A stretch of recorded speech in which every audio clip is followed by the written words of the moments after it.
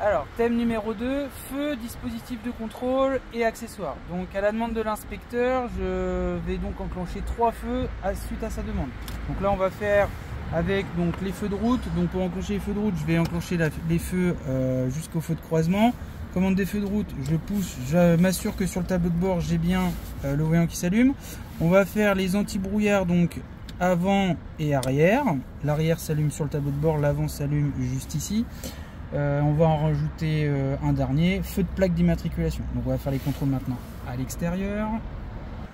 Donc les feux de route, savoir les situer. Hop. Les feux de route donc, sont en bon état, propres et fonctionnent. Mes anti-brouillards avant sont propres, en bon état et fonctionnent. On va faire donc à l'arrière.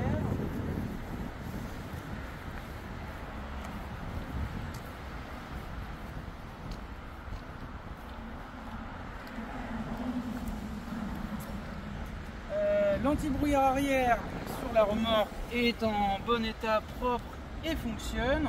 Et j'avais dit aussi les feux de plaque d'immatriculation. Donc les feux de plaque d'immatriculation sont propres, en bon état et ils fonctionnent et ils sont bien fixés.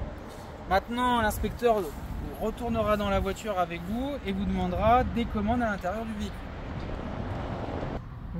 Donc à l'intérieur du véhicule, il peut me demander par exemple de montrer la commande permettant de désactiver le start and stop de la voiture. Donc la commande se trouve juste ici. Il peut me demander d'enclencher la commande du lave-glace. Donc j'ai juste à tirer la commande des essuie-glaces. Il peut me demander de me montrer où se situe la commande du régulateur de vitesse. Donc le régulateur de vitesse ici sur cette voiture se trouve juste ici pour l'enclencher et la régler. Il peut me demander aussi par exemple où se trouve la commande permettant le dégivrage des rétroviseurs. Donc elle se trouve ici, il faut tourner la petite molette vers le symbole dégivrage des rétroviseurs. Il peut me demander des informations sur le tableau de bord, les indicateurs par exemple, le compte-tours, la température du liquide de refroidissement, donc température moteur, la jauge à carburant, le compteur de vitesse.